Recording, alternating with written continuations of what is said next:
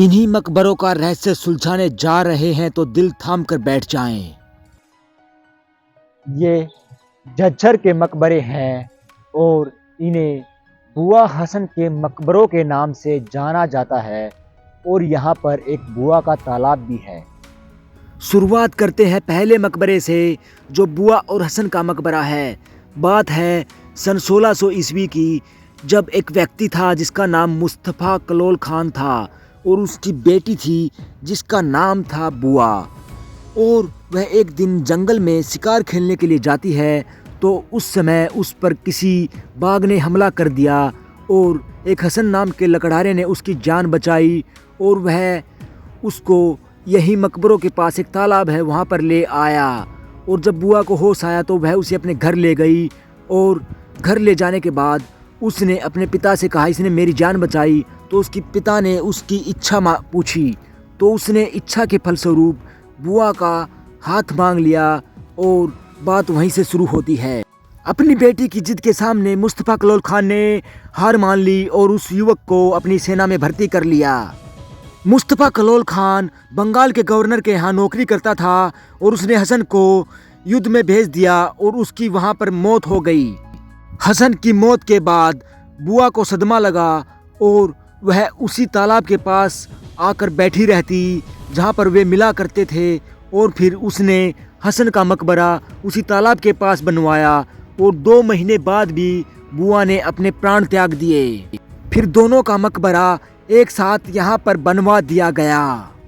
यह कहानी बनी बनाई है, इसमें रहस्य बहुत सारे हैं।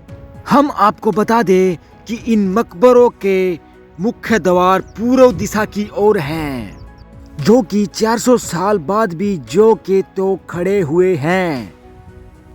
बात करें रहस्यों की तो उस लड़की का नाम बुआ कलोल नहीं था और ना ही उस लड़की ने इन मकबरों का निर्माण करवाया।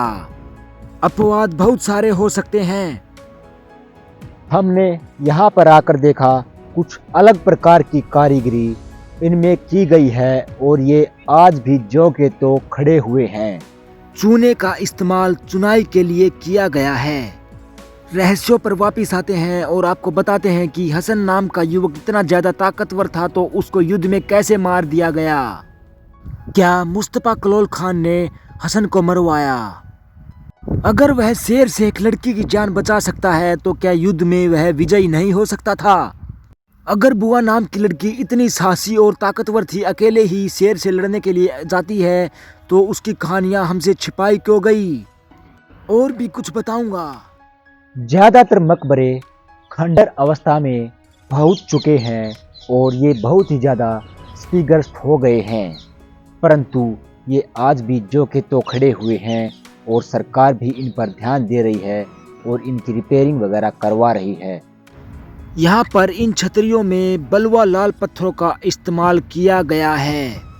हम अपने रहस्यों पर वापिस आते हैं और आपको बताते हैं कि उस लड़की का नाम बुआ नहीं था और उसके पिता ने और उस लड़की ने इन मकबरों का निर्माण नहीं कराया, बल्कि इन मकबरों का निर्माण मुस्तफ़ा खान के बेटे ने अपनी बुआ की याद में कराया। आप इन छतरियों को देखेंगे तो किस प्रकार का पत्थर इस्तेमाल हुआ है और यह अंदर से कैसी लगती हैं। देखें यह किस प्रकार से डिज़ाइन की गई है और इनमें किस प्रकार का डिज़ाइन किया हुआ है, यह आप अच्छी तरह से देख सकते हैं और बारीकी से समझ सकते हैं कि यह किस प्रकार से तैयार की गई हैं। अभी बहुत सारे रहस्यों से पर्दा उठना बाकी है, तो हम आपको आगे इस वीडियो में दिखाएंगे कि अरबी भाषा में क्या लिखा हुआ है, जो इसमें दिखाता है कि ईश्वर एक है, ईश्वर एक महान शक्ति है। इस प्रकार से लिखा हुआ है अरबी भाषा में और वीडियो बहुत ज़्यादा लंबी हो जाएगी, इसलिए आप आगे देखें। मैं आपको जल्दी जल्दी है सब चीज़ें दिखा देता हूँ और आगे भी हम इन रहस्यों की जांच करते रहेंगे।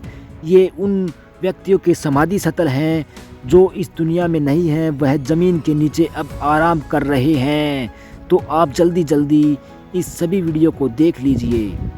बहुत सारे रहस्यों पर अभी पर्दा है। और क्या एक बुआ कलोल नाम की कोई युवती थी या कोई हसन नाम का युवक था जो इतने शक्तिशाली और वीर थे, जो एक शेर से लड़ सकते थे, परंतु उनकी कहानियाँ कहीं भी नहीं हैं। तो क्या ये मकबरे किस मकसद से बनाए गए हैं? और यहाँ पर एक पवित्र तालाब है और वो पहले भी था, 400 साल से भी पुराना है।